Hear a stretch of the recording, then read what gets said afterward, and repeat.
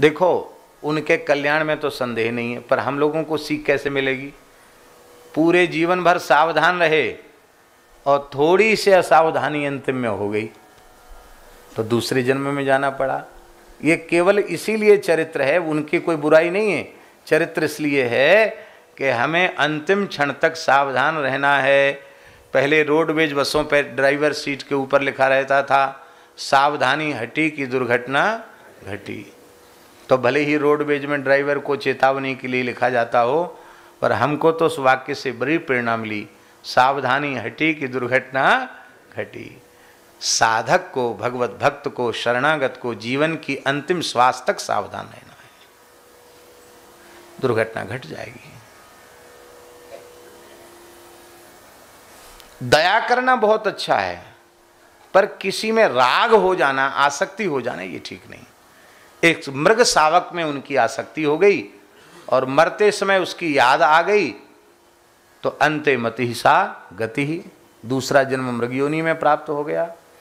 फिर उस मृग शरीर को छोड़कर आपने तीसरा जन्म ब्राह्मण कुल में उत्तर काशी में, ये उत्तराखंड में ही है उत्तर काशी, ये उत्तर काशी में भरत जी महाराज का तीसरा जन्म हुआ। अंगिरा गोत्रीय ब्राह्मण कुल में। आज भी उत्तर काशी में एक घाट है, उसको जड़ भरत घाट कहते हैं। क्या कहते हैं? हाँ, कहते भरत जी का, जड़ भरत जी का जन्म यहीं हुआ था, गंगा जी का घाट है। श्री जड़ भरत जी महाराज के रूप में प्रकट हुए, लेकिन एक विशेष बात है, उनका कुछ बिगड़ा नहीं। बिगड़ा क्यों नहीं? अरे जन्म लेने से क्या है? देखो, मृग शरीर में गए तो भजन किया और तीसरे जन्म में गए तो भजन किया ही, तो जीवन मुक्त महात्मा है। संपूर्ण वेदों का ज्ञान, ब्रह्म ज्ञान उनके हृदय में जगमगा रहा था, प्रकाशित हो रहा था। लेकिन उन्होंने समझ लिया कि संसार में कोई गुण प्रकट कर देना यही बंधन का कारण है। इसलिए इस बार तो परमहंस अवधूत पागल की तरह रहेंगे, हमें कोई जाने नहीं और हम किसी को जाने नहीं, इस भाव से मेरे। ये हैं सतयुग के भरत, और त्रेता के भरत जी को तो कौन नहीं जानेगा। धन्य है, धन्य है। हमको तो लगता है गोस्वामी जी भरत जी के स्वरूप को ही उजागर करने आए क्या।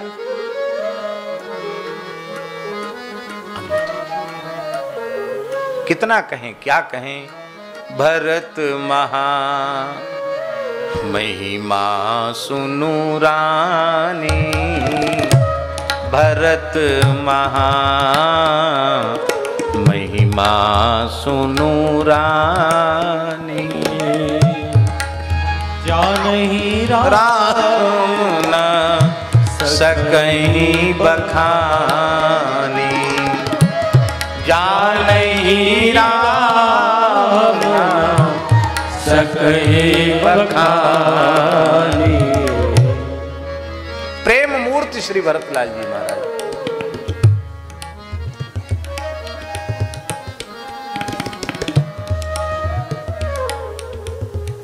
और एक द्वापर में भरत हुए, सतयुग के भरत, ये त्रेता के भरत, और एक द्वापर के भरत। द्वापर के भरत कौन है? शकुंतला नंदन दुष्यंत कुमार राजर्षि चक्रवर्ती सम्राट भरत, जिनकी हथेली को ऋषियों ने देखा तो उन्होंने कहा ये तो भगवान का स्वरूप है। वो भी भगवत अवतार थे राजर्षि भरत। बिना किसी रेखा से कटा बीच की हथेली में सुदर्शन चक्र का चिन्ह था उनके।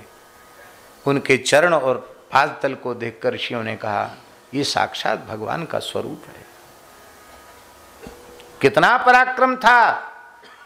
इस देश के बालक कितने तेजस्वी हुआ करते थे। हाँ, क्या कहना। कितनी उम्र थी भरत जी की? 5 साल के। 5 साल के भरत जी जाते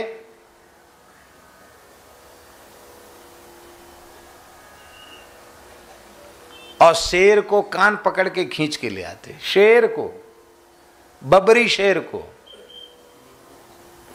और उसको रस्सी से पेड़ से बांध देते। शेर गुर्राता तो एक घूंसा जमाते उसके जबड़े में कहते जृंभस्व सिंह दंतांते गणेश, शेर मुंह खोल मैं तेरे दांत गिनूंगा। कांच की गोली और मिट्टी की गोली से नहीं सीखते थे गिनती, शेर के मुंह में हाथ डाल करके फिर 1 2 3 ये गिनती सीखते थे। वो राजर्षि भरत, ये भरत नाम के बड़े प्रतापी हुए। अब हम कह ही रहे तो कह दें, सतयुग के भरत ज्ञान योगी, और त्रेता के भरत प्रेम योगी भक्ति योगी, और द्वापर के भरत कर्म योगी। ये तीनों भरत, वैसे तो सब में सब है, पर तीनों तीन के आचार्य हैं। ज्ञान योग के आचार्य हैं सतयुग के भरत।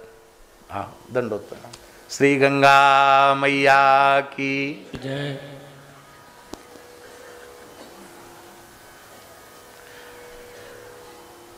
प्रेम मूर्ति भरत और श्री दुष्यंत नंदन भरत कर्म योग के आचार्य, भक्ति योग के आचार्य, ज्ञान योग के आचार्य, ये तीनों भरत बड़े दिव्य हुए हैं। और भरत जी के माध्यम से ऋषभ देव जी ने बड़ा सुंदर उपदेश दिया है। समय नहीं है, नहीं तो हम उस उपदेश का भी व्याख्यान करते। और इसके बाद जड़ भरत जी ने, श्री ऋषभ देव जी ने संन्यास ग्रहण कर लिया है। और श्री भरत जी का हिरण में आसक्ति होने से मृगयोनि में उनका जन्म हुआ। तीसरा जन्म जड़ भरत के रूप में हुआ, और इस जन्म में आपने रहुगण के ऊपर कृपा की। देखिए, कहते रहुगण वही मृग था जो आज सिंधु सोवीर देश का राजा बना। सिंधु सोवीर देश माने वर्तमान में जिसको सिंध प्रांत कहते हैं, जो पाकिस्तान में दुर्भाग्य से चला गया, उस क्षेत्र का राजा, सिंधु सोवीर देश का राजा। और देखो, संत जिसका कल्याण का चिंतन करते हैं उसका कल्याण होता है। कल्याण के लिए उपयुक्त देह मनुष्य देह है। अब मनुष्यों में भी राजा का देह बड़ा मूल्यवान है। तो एक संत भरत जी ने कल्याण का चिंतन किया, तो उस मृग को मनुष्य योनि में जन्म हुआ, मनुष्य में भी वो राजा बना। और राजा बनने के बाद उसके मन में वैराग्य उत्पन्न हुआ कि हमको ब्रह्म ज्ञान मिले। ये संत के संकल्प का प्रभाव है।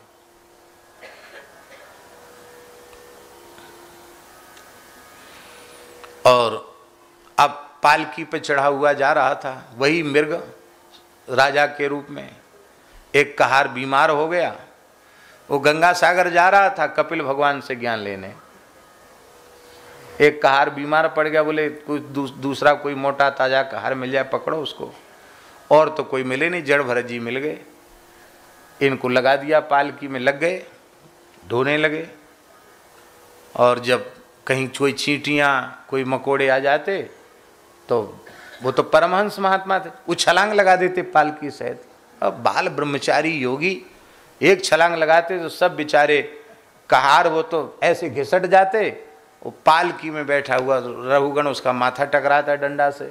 उसने कहा, मूर्खो, मुझ जीवित को मुर्दे के समान ढोकर ले जा रहे हो तुम लोग, पता नहीं कौन बैठा है इस पालकी के भीतर। बोले महाराज हमारी कमी नहीं है, ये नया नया लगा है, यही कभी कभी पता नहीं क्या करता छलांग लगा देता है। तब बहुत फटकार लगाई रघुगण ने और कहा, हम तुम्हारे जैसे पागलों का इलाज किया करते हैं, ऐसी मार मारेंगे कि तुम्हारी बुद्धि ठिकाने आ जाएगी। श्री जड़ भरत जी को दया आ गई। अब तक बोले नहीं थे किसी से, आज मन में सोचा इसका पूरा कल्याण कर ही देना चाहिए।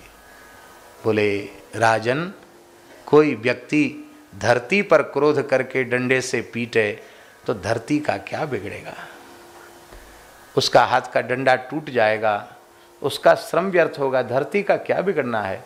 जिस देह को तुम दंड देने की बात, ये तो धरती है, मिट्टी है, इसको जला दो, कूट दो, काट दो, पीट दो, इससे मेरा क्या लेना देना। तुम कहते हो मैं राजा हूं, तुम प्रजा हो, तो अलग से कोई सिंह पूंछ लगा है तुम्हारे में? केवल अहंकार तुमने कर रखा है कि मैं राजा हूं। देखो, जीवात्मा केवल परमात्मा का अंश है, न वो देवता है, न वो देवी है, न वो ब्राह्मण है, न वो चांडाल है, न वो स्त्री है, न वो पुरुष है, न वो कीट पतंग है। वह केवल भगवान का है, केवल भगवान उसके हैं।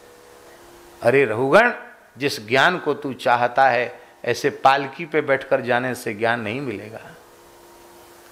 रहुगणई तत्तपसा न याति नचिज्जया निर्वपणात् गृहादवा न छंदसा नैव जलाग्नि सूर्यैर बिना महत पाद रजोभिषेकम। महापुरुषों की चरण रज में अभिषेक किए बिना वो ज्ञान नहीं मिलेगा। कूद पड़ा, रोने लगा रहुगण और चरणों में लोटने लग गया रज में। एक महान ब्रह्मज्ञानी संत ने सिर पे हाथ धरा, धरते ही हाथ काम बन गया, सारी सृष्टि ब्रह्ममयी दिखने लगी। ऐसे जड़भरत जी महाराज का बड़ा अद्भुत चरित्र है। हम तो कहते ये चरित्र भी कम से कम एक सप्ताह में ही सुनना चाहिए। अच्छा हो कि कथा जब हो ना तो ऐसा लोग निर्णय कर लें कि इस बार हमको क्या सुनना है। कभी कपलोपाख्यान, कभी कोई भागवत का कोई प्रकरण ऐसा है नहीं जो हल्का हो। यही जड़भरत जी वाला प्रकरण श्री संपूर्णानंद जी महाराज ने कहा था, एक सप्ताह में हमने इसकी चर्चा की थी, वैसा सुख अब तक नहीं मिल पाया। क्या अद्भुत चर्चा है, धन्य है। बोलो श्री जड़भरत जी महाराज की जय।